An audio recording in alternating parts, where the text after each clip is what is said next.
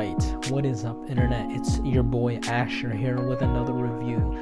Today, I will be discussing my first thoughts on We Still Don't Trust You by Future and Metro Boomin. This is obviously the second part to We Don't Trust You that released earlier this year. What seems like earlier this month, to be completely honest with you. It just feels like it's a lot of new releases. 2024 really is the year of good music, you know? We started off with a 21 Savage release, the Benny the Butcher release, then we got Swag 6, we got Blue Lips, we got Vultures 1, we got We Don't Trust You, we got Might Delete Later, we got Special Machinery, then we got We Still Don't Trust You. It's just been non-stop drops and non-stop albums to talk about.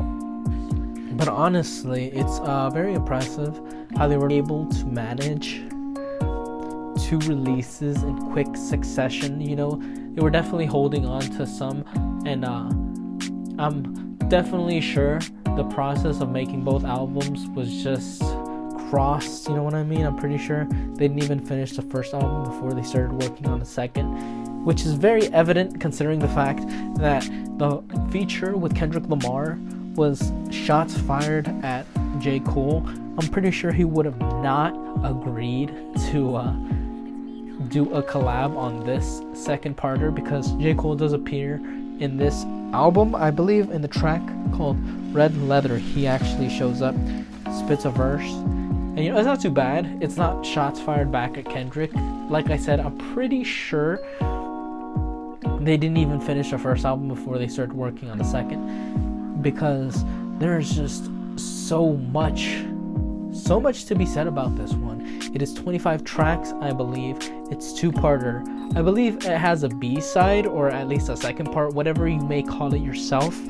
There is 18 regular tracks for the first part and 7 more tracks after that, which is quite hilarious, because you know what I mean, there's so many quotable lines taken from this track, whereas one of the tracks claims that there is no big 3, that it should be the big 4, and Future is definitely in there, and that he may be number 1, which leads to really funny the intro for the second part, and Future's claim to be over Kendrick, be over J. Cole, be over Drake, and that he is number 1, that he is a number 1 rapper. They're very bold claims, but you know, I like it.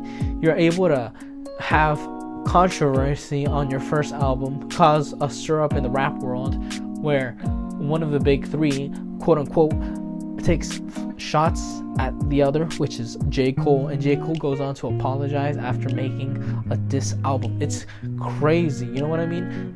These 2 albums have definitely had an impact on the culture, not only in this year, but I would say significantly. Like, everyone's waiting for what's the next move, what's Drake gonna do. That's a question that's been just asked over and over again, especially with the tracks. Many people are saying that The Weeknd on this album took shots at Drake, especially because he says that your shooters are making TikToks, got us laughing in the Lambo. He says that he's glad he didn't sign his soul away. And honestly, I think it's just something you should listen to yourself, because I don't know, you can interpret it whatever way you want. I think it's amazing that we have The Weeknd here. If he really is singing disses to motherfuckers, if he's actually taking shots at Drake, well, I'm all for it, you know. Even though I am a Drake fan, I think it's nice and healthy in the community to have people challenging one of the greatest selling artists of this era, to be completely honest with you. The man is a mainstay. He's always on the top 100. He's always selling really hard, getting those streams. The man works hard, and I think it's just inevitable that people are going to go after him. That people are going to want that spot, because when you're the champion, you have to defend that title. I'm not saying Drake is a champion. I don't think he's the best, but he definitely is the most mainstream rapper there is out there right now. No matter what, whenever there's a drop, a Drake drop, people talk, even if they're not rap fans. So you gotta give credit where credit's due. He is the most mainstream rapper that there is. And, you know, we're still discussing him 2 future albums later. And, you know, that's great. It causes controversy. And that's very good. You know, Future's smart. He's using that controversy to put his name up in there, up in the card. He wants to be number 1. He wants to be seen as number 1. And I fully respect that, because the hard work put into these 2 albums definitely shows, with the very dreamy beats. I mean, there's just no better way to put into words. I think Metro Boomin is just at the top of his game. You know what I mean? He's really just showcasing how great he is, with so many tracks on the album that are just fucking amazing, to be completely honest with you. My personal favorites would be like Drink and Dance, This Sunday, amazing. Nights Like This, Overload, Gracious, Always My Fault, Red Leather. And I would say number 1. Yes, it just has this bombastic, really out of this world feel. It gets you in this zone that is so surreal, so beautifully crafted, so meticulously constructed. You know what I mean? A lot of heart, a lot of care, a lot of effort was put into these beats, and it just really give you an out-of-body experience. At least they did for me. I gotta give him his flowers. I think Metro Boomin continues to do amazing fucking work. You know, Future did amazing work too. He got a lot of big collaborations, as I mentioned. The Weeknd, as I mentioned. J. Cole. Those are among 2 big names, but we also had an ASAP Rocky verse as well.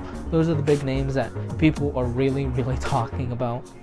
The 3 big collaborations. And I think just this album deserves all the praise that it is getting. I think they've put in a lot of hard work, and it deserves to be praised. So if I was going to give this album a rating on a numerical scale, I would say it is a 9 out of 10. Very good work, you know what I mean? Very impactful on the culture, even though it just came out. It says a lot about how carefully crafted it was. It was well thought out, and I think Future and Metro Boomin got exactly what they were looking for when they created the album. So that being said, thank you very much for listening. If you could do me a favor and do all that standard YouTube stuff like, comment, subscribe, dislike it if you dislike it. Check out my podcast channel. Link will be in the description. Thank you so much for listening. I've been your boy. Have a wonderful night.